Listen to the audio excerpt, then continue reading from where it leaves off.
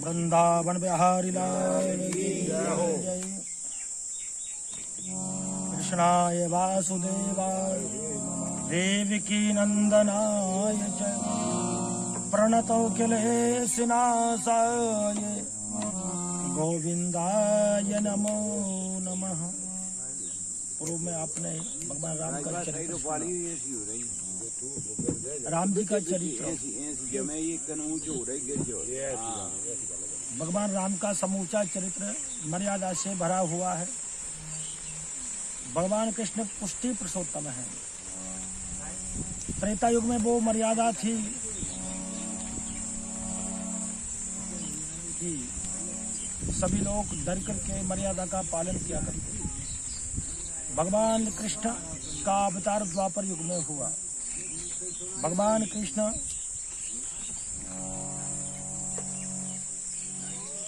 सखियों की मटकी को फोड़ दिया करते थे, कंकड़ मार दिया करते थे। जो गुजरिया दही लेकर बेचने जाती थी भगवान कृष्ण उसमें पत्थर मार दिया करते थे।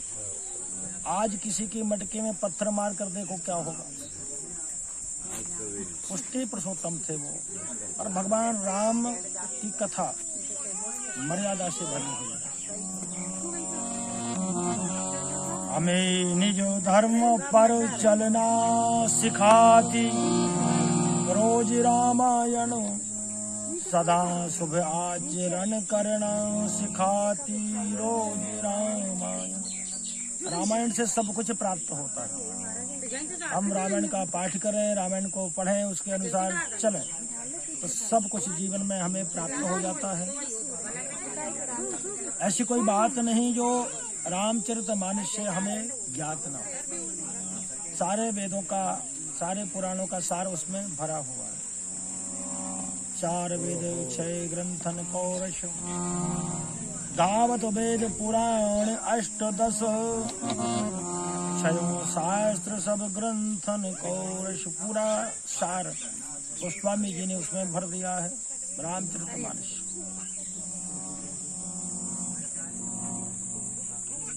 हम बात करें रामायण की। राम जी का अवतार हुआ नवमी के दिन और भगवान कृष्ण का अवतार हुआ अष्टमी के दिन। 9 को दूना किया कितना हुआ? 9 दूनी 18, 8 और 1 9, 9 3 27, 7 2 9, 9 चौको 36, 6 3 9, 9 पन्ना 45, 4 5 9, 9 छक्के 54, 5 और 4 9, यानी पूरा पहाड़ा 9 के योग का है। भगवान कृष्ण का अवतार हुआ अष्टमी के दिन। 8 दूनी 16, 6 और 1 7, 1 कम हो गया, 8 3 24, 4 2 6, 2 कम हो गए। तो आवाज सही नहीं है, हल्की सी कर दो, कौन लगाया दूर कर दूंगा। अब हम क्वालिटी नहीं अपना बढ़िया हो, लेकिन लाइट नहीं है। लाइट आया तो अपने लगा दे, सुबह में जाए लगा चालू है। अच्छा जहाँ से बंद। तो भगवान कृष्ण की कला एक एक करके कम होती गई और भगवान राम ने जो अवतार लिया नवमी के दिन, और 9 का पहाड़ा पढ़ते हैं तो सारी संख्या परिपूर्ण। भगवान कृष्ण की कथा में प्रवेश करने से पूर्व भगवान राम के दरबार में जाना पड़ता है ताकि हमारा मन पवित्र हो जाए। ठीक से हम भगवान कृष्ण के दरबार में जाएंगे तो वहां पहुंचना संभव नहीं हो पाएगा। भगवान शिव भी जब कन्हैया का दर्शन करने गए तो शिव रूप से नहीं गए। वो कैसे गए? गोपी बन करके अंदर प्रवेश करके तब दर्शन पाया। और उन्होंने पार्वती जी से कहा, सुन और एक कहूं निज चोरी सुनो गिरजा असी दृढ़ मति तो। भगवान शिव ने कहा पार्वती जी से कि पार्वती जी एक चोरी में तुम्हें सुनाता हूँ। चोरी किस बात की? किसी की वस्तु चुरा लेना ही चोरी नहीं होता है। किसी का मन चुरा लेना चोरी होता है। माखन चुरा लेना चोरी होता है। भगवान ने तो चोर करके कृष्ण भगवान के दर्शन किए। शिव जी ने गोपी बन के गए, दर्शन किए और ये मातेश्वरी जगत जननी माँ पार्वती जी को सुना रहे हैं कि हे पार्वती जी, मैंने भी एक बार चोरी की। बात कहीं कोई से हम कहेंगे कि तुम चोरी करते हो, लड़ने तैयार हो जाएगा। मैं क्यों चोरी करूं? चोरी तू करे, तेरा परिवार करे, कोई कहेगा ना। क्योंकि कोई पाप हमसे हो जाए तो प्रकट कर देना चाहिए, पर लोग क्या करते हैं, पाप को छुपाते हैं, पुण्य को बखानते हैं। जैसे दिल कथा के दौरान मैंने कहा कि कहीं भंडारा हो, 2 किलो कोई आटा वहां दे आए तो सबसे कह देगा, किसी को नहीं छोड़ेगा। पास में भंडारा चल रहा था, 2 किलो आटा मैंने दे दिया, चलो दान कर दो। जीवन में कुछ करना चाहिए, दान तो होना चाहिए। 2 किलो दे डाला, जितना देगा नहीं उतना बखान कर डालेगा। और कोई पाप हो तो किसी को नहीं सुनेगा। कोई जरा सा पुण्य कर दे, बच्चों से क्या कहता है, ध्यान दें आप। पहाड़ बराबर पाप है, सुई के बराबर दान। ऊपर चढ़ के देखियो भाई, कितनी दूर विमान। पाप तो बहुत बड़ा, सुई के बराबर दान करके बच्चों से कहते हैं, जरा ऊपर छत पे चढ़ के देखो विमान लेने आया कि नहीं, जरा सा दान करके। तो पाप को तो हम प्रकट करें और पुण्य को छिपाएं। भजन को छुपा के किया जाता है। जैसे संत जी हमारे गौमुखी में माला डाले हैं, पता भी नहीं गुड़िया निकल रहा है कि भाई खड़े हैं, क्योंकि छुपा के किया जाता है भजन। भजन को छुपाना चाहिए और पाप को बताना चाहिए। रामायण के किसी भी प्रसंग को हम ले लें, हमको शिक्षा प्राप्त कराता है, ज्ञान दिखाता है, मार्गदर्शन करता है। कैसे भी ले लो, कथा में लोग चाहे आए ना आए, पर मेला देखने अवश्य जाते हैं। पास में मेला लगा हुआ था, आसपास के गांव के लोग वहां मेला देखने के लिए गए। मेले में घूमे तो 2 पति पत्नी थे। मैं इस व्यासपीठ से नहीं कहना चाहूंगा कि कोई मेले में जाए और उनकी पत्नी खो जाए। दोनों पति पत्नी गए, पत्नी और पति बिछुड़ गए, बिलग बिलग हो गए। पति भी चिंतित और पत्नी भी चिंतित। पतिदेव राम जी के मंदिर में पहुंचे और वहां जाकर उन्होंने विनय किया, राम जी से कहा, हे प्रभु मेरी पत्नी मिल जाए, 52 लड्डुओं का भोग लगाऊंगा। सामने हनुमान जी महाराज का मंदिर था। हनुमान जी महाराज की पुजारी ने सुना कि लड्डू तो गए राम जी की पुजारी के पास। वो दौड़ा दौड़ा पहुंचा और जाकर उसने कहा कि भले आदमी, इनकी अपनी पत्नी खो गई थी। हनुमान जी महाराज ने पता लगाया था, ये काम तो उनका है, चलो वहां मिन्नत मांग। और वो हनुमान जी महाराज के मंदिर में आया, 52 लड्डुओं का भोग लगाऊंगा। और हनुमान जी महाराज के पुजारी ने कहा कि मंदिर की 108 परिक्रमा करो, इतने समय में पत्नी तो मिल ही जाएगी। मंदिर राम जी और हनुमान जी का मंदिर मिला के बहुत बड़ा मंदिर था। 10-5 परिक्रमा किए, पति पत्नी मिल गए। तो कहने का तात्पर्य कैसे भी हम देखें, रामचरितमानस हमें शिक्षाप्रद ही है। रामाय रामचंद्राय रामभद्राय वेधसे, रघुनाथाय नाथाय सीताय पतये नमः। अब भगवान कृष्ण का चरित्र। अथातः श्रूयताम राजन, वंशः सोमस्य पावनः। महाराज परीक्षित के प्रति सुखदेव जी महाराज ने सोम वंश को सुनाया। ब्रह्मा के अत्रि, अत्रि के चंद्र हुए, चंद्र के पुरुरवा, पुरुरवा के 6 पुत्र थे। आयु, श्रुतायु, सत्यायु, रजोथ विजयो जयः।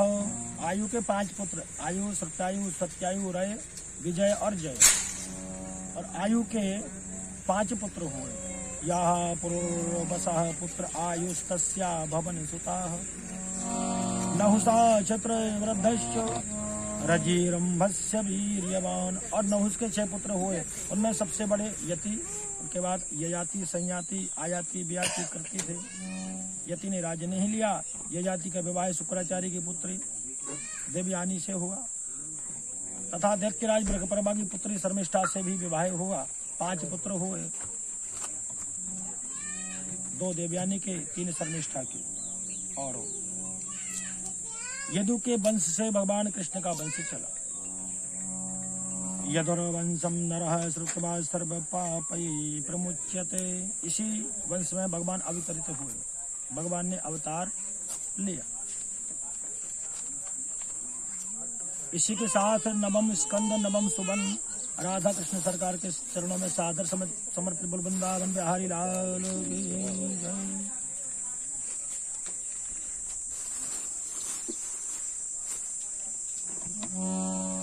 श्रीमन नारायण नारायण नारायण भजमन नारायण नारायण नारायण श्रीमन नारायण नारायण नारायण श्रीमन नारायण नारायण नारायण भजमन नारायण भजमन नारायण नारायण नारायण श्रीमन नारायण नारायण नारायण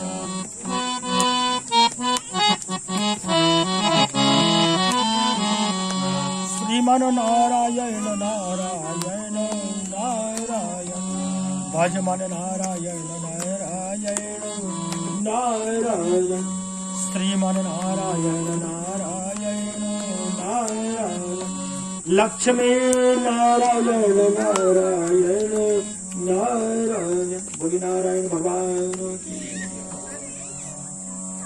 10वें स्कंद में राजा ने प्रश्न किया कथितो वंश विस्तारो भवितः सौम्य सूर्यो राज्यं चो है वंशानां जयदं परम अद्भुतम। राजा ने बहुत अच्छा प्रश्न किया। बोले गुरुजी आपने सूर्य वंश का वर्णन बहुत अच्छा किया तथा मैं दोनों वंशों के अद्भुत चरित्र को सुनना चाहता हूँ। भगवान के प्रेमी मुनीश्वर आपने स्वभाव से ही धर्म प्रेमी यदुवंश का विशद वर्णन किया। अब कृपा करके राम कृष्ण के परम चरित्र को सुनाइए, सारी लीलाओं को सुनाओ। भगवान के भाइयों की, देवकी के पुत्रों की तथा बलराम श्री कृष्ण के प्राकट्य की कथा को सुनाइए। वासुदेवस्य कथा प्रश्नात् पुरुषांसि स्त्रीन् पुनातिः भक्तारं प्रच्छकं श्रोत्रं तत्पादसलिलं यथा। महाराज परीक्षित ने प्रश्न किया और भगवान की कथा का प्रश्न करने से श्रोता, वक्ता और प्रच्छक तीनों पवित्र हो जाते हैं। श्रोता कथा को सुनने वाला, वक्ता कथा को सुनाने वाला और प्रच्छक कथा के विषय में प्रश्न करने वाला, पूछने वाला, तीनों जैसे शालिग्राम के चरणोदक को पीकर हम पवित्र होते हैं, वैसे ही कथा को सुन करके, कथा का प्रश्न करके हम पवित्र हो जाते हैं। लाखों दैत्यों के दल ने घमंडी राजाओं का रूप धर करके पृथ्वी को आक्रांत कर रखा है। इसीलिए गौरभोत्तमाश्रुमुखी खिन्न क्रंदन्ति करुणं विभो स्थितांत के तस्मै व्यसनं स्वमगोचतः। पृथ्वी को अधर्मी राजाओं ने आक्रांत कर लिया, इसलिए पृथ्वी गाय का रूप धारण करके ब्रह्मा जी के पास में रोने लगी। गाय की आंखों से अश्रुधारा प्रवाहित हो रही। ब्रह्मा जी ने देखा, ब्रह्मा जी बड़े विस्मित हुए। सारे देवों को साथ लेकर के और कहा कि क्या किया जाए। भगवान शिव भी उस समाज में थे। बोले भगवान विष्णु के पास चलो।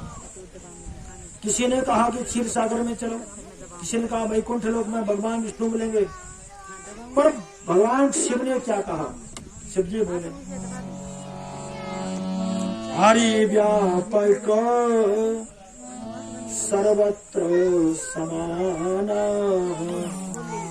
प्रेमित प्रकट होए में जाना। भगवान शिव ने कहा कि प्रभु तो हर जगह व्याप्त है, ऐसी कोई जगह नहीं जहाँ मेरे प्रभु ना हो। कण कण में, हर जगह में, हर वस्तु विशेष में, जड़ में, चैतन्य में, स्थावर में, सब में भगवान व्याप्त है।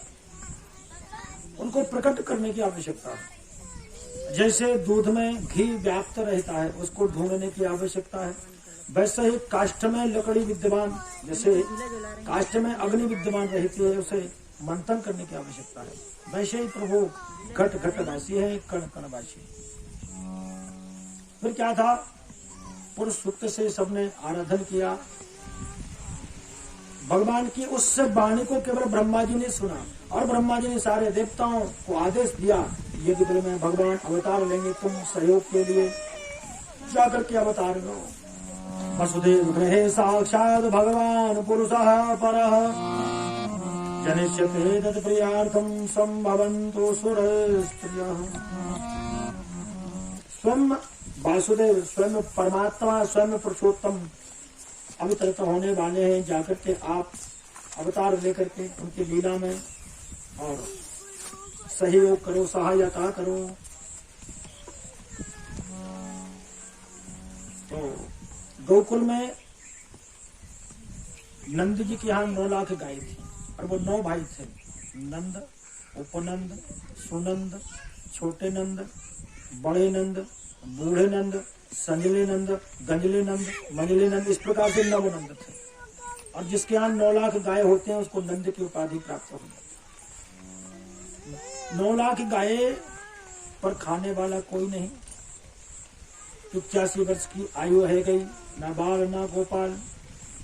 नंद जी परेशान रहते थे, इतना सारा धन कौन भोगेगा। ब्रजवासी भी बड़े दुखी रहा करते थे।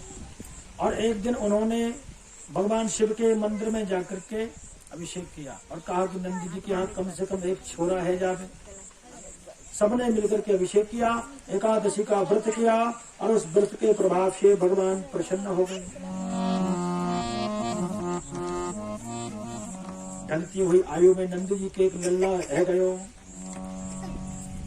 परीक्षित ने पूछा, बोले विस्तार से कथा को सुनाइए, कैसे भगवान का प्राकट्य हो। सभी कथा को सुनाया और कहा कि सुनो, कंस की बहन चचेरी जिसका नाम देवकी था, वसुदेव के साथ कंस ने विवाह किया। विवाह के अवसर पर वो विदा करने के लिए खुशी खुशी जा रहा था, बड़ा प्रसन्न था। उसी समय आकाशवाणी हुई कि अरे कंस, जिस बहन को तू आज खुशी खुशी विदा करने के लिए ले जा रहा है उसी का 8वां पुत्र तेरा कान होगा। कंस तो कंस था, तेवर बदलते देर नहीं लगी, तलवार निकाली और कहा अभी देवकी को मारे डालता हूँ, ना रहेगा बांस ना बजेगी बंसरी। जब बांस ही नहीं रहेगा बंसरी कहाँ से बजेगी। देवकी को मैं मार डालूंगा, पुत्र कहाँ से होगा, कौन मुझे मारेगा। तलवार लेकर जैसे ही मारने को उद्यत हुआ, वसुदेव जी ने कंस से कहा, अरे कंस, ये एक तो तुम्हारी बहन है, दूसरी स्त्री है, अबला है, और तीसरे विवाह का अवसर है। विवाह के समय हर कन्या लक्ष्मी का स्वरूप हुआ करती है, हर वर विष्णु का स्वरूप होता है। और इसको बहन को मारकर, स्त्री को मारकर के तुम्हें यश प्राप्त होगा नहीं। ये कुत्सित कार्य है, ये तुच्छ कार्य है, ये आपको नहीं करना चाहिए। क्योंकि पति वही है जो पत्नी की रक्षा करे। राति ददाति इति पति, पति हर तरह से पत्नी की रक्षा करे, वही तो पति होता है। और जो पत्नी की रक्षा न कर पाए वो किस काम का पति। इसलिए हर तरह से पति का रक्षण और सुरक्षण करना चाहिए। मातेश्वरी जानकी जी को राम जी वन में ले गए और मैया ने कहा कि ये सोने का मृग मुझे ला करके दे दो, सोने का मृग मुझे चाहिए। तो भगवान ने समझा कि मृग से वास्ता नहीं है, सोने से वास्ता है। तो मातेश्वरी जानकी जी को सोने की लंका में भेज दिया, वृंदावन बिहारी लाल की। कहने का तात्पर्य हर तरह से पत्नी की जो रक्षा करे वह पत्नी। वसुदेव जी ने कहा कि ऐसे लड़ाई झगड़ा करेंगे तो काम चल नहीं पाएगा, क्योंकि कंस तो लड़ाकू है, झगड़ालू है, पहलवान है, बुद्धि से काम लिया। वसुदेव जी बोले सुनो, कोई आज मरे, कोई 100 वर्ष बाद मरे, मृत्यु सत्य है, सबको मरना। चाहे कोई किसी को मारे अथवा वो अपनी उम्र से मरे, तो मरना तो है, पर इसके लिए तुम देवकी को क्यों मानते हो। रही बात इसके पुत्र की कि दोनों पुत्र होते चलेंगे, मैं तुम्हारी सेवा में समर्पित करता चलूंगा। कंस सोचे कि वसुदेव कभी झूठ नहीं बोलते हैं और देवकी वसुदेव को छोड़। पहला पुत्र उत्पन्न हुआ और वसुदेव जी पुत्र को लेकर के आए। जैसे ही कंस के पास पुत्र को लेकर आए, नन्हा सा बालक देखा कंस ने सोचा ये बालक क्या मारेगा। वसुदेव जी से कहा ले जाओ, वापिस ले जाओ, इससे मुझे कोई भय नहीं। वैसे भी आकाशवाणी ने कहा कि 8वां पुत्र मुझे मारेगा। वसुदेव जी थोड़ी दूर पहुंचे होंगे, देवर्षि नारद ने सोचा कि जब तक कंस पाप नहीं करेगा, बच्चों को नहीं मारेगा, पाप नहीं करेगा, तब तक भगवान अवतार नहीं ले सकते। ध्यान दें, आई तो अलग कथा चल रही है। देवर्षि नारद पहुंचे। नारद जी जब गए, नारायण का उद्घोष किया, कंस ने स्वागत किया, आसन दिया, बिठाया।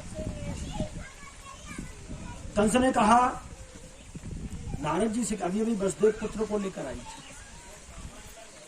मैंने कहा इससे मुझे कोई भय नहीं, 8वां पुत्र मेरा काल है। देवर्षि नारद एक फूल की पंखुड़ी लिए, हर पंखुड़ी से 8वीं पंखुड़ी पहले करके दिखाया।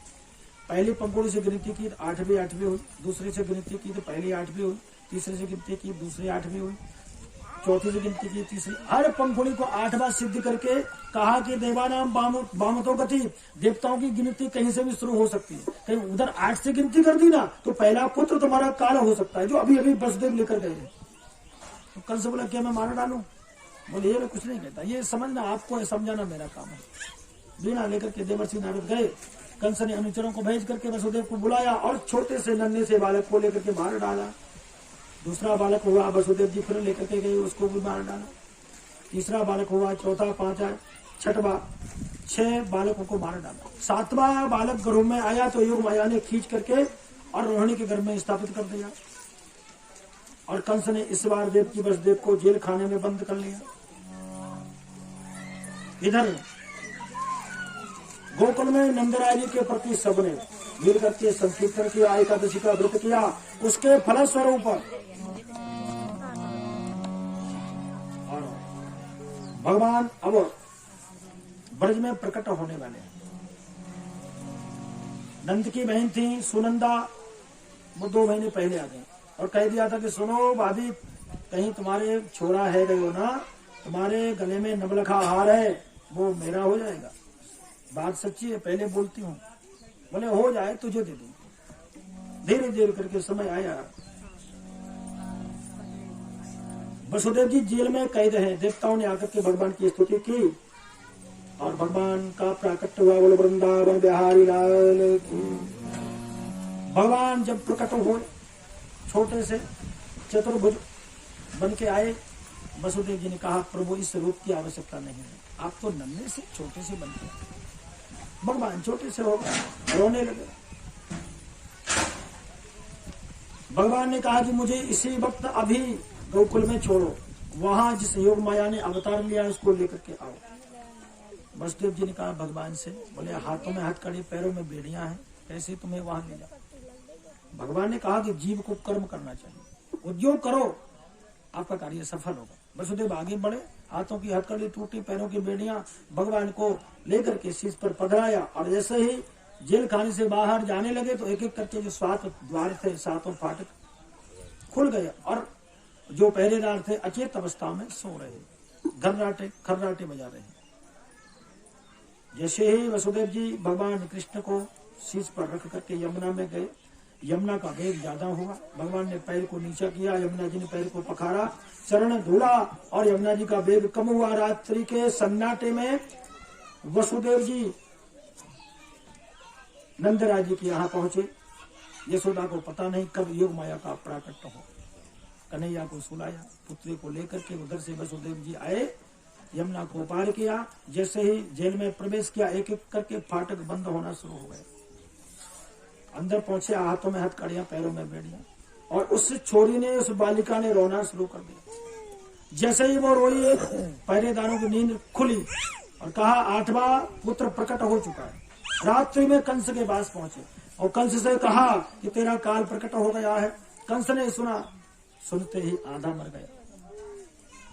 जो आधा बचा हुआ था रात्रि में आया, 2-4 जगह गिरते गिरते बच गया, मुकुट गिर गया। और वहां आकर के देवकी से कहा कि कहाँ है 8वां पुत्र?